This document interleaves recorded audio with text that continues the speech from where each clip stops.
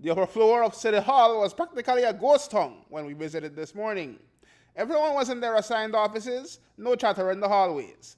There's a new sheriff in this town, and he means business. I'm trying to get my foot grounded. We had to establish presence here at the hall. It's important. And so we felt that as a group, we needed to begin to see the workings of public administration. I come from the private sector, obviously, and things are run differently from the private sector. So we need to get acclimated to that type of environment.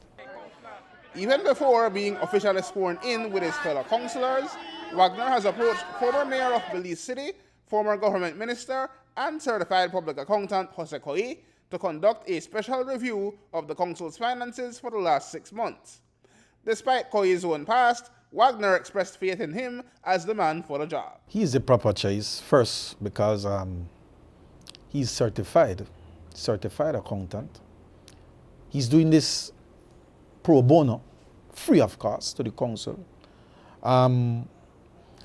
Additionally, he has experience in the workings of the council. So who better to serve as a transition? And listen, Mr. Cowie has been asked to provide a report, a simple report on the expenditure that the council accrued from the period, the election date backwards to up to 6 months. We felt that we needed to understand what those expenditures were about, and he essentially will be providing a simple report on the expenditure of the council within the last 6 months. The noise you hear out there, Aaron, obviously they are afraid of what this audit will disclose, obviously. But I always tell people, listen, they bring up all these fake news about Joe Cowie.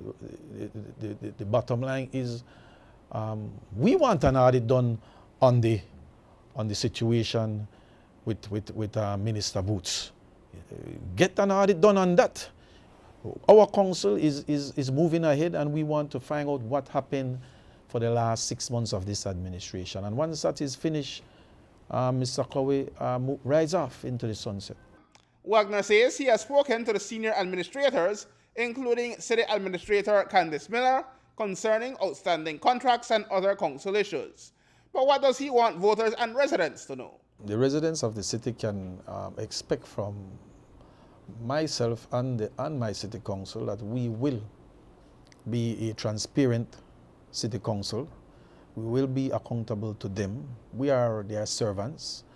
We want to listen more to them.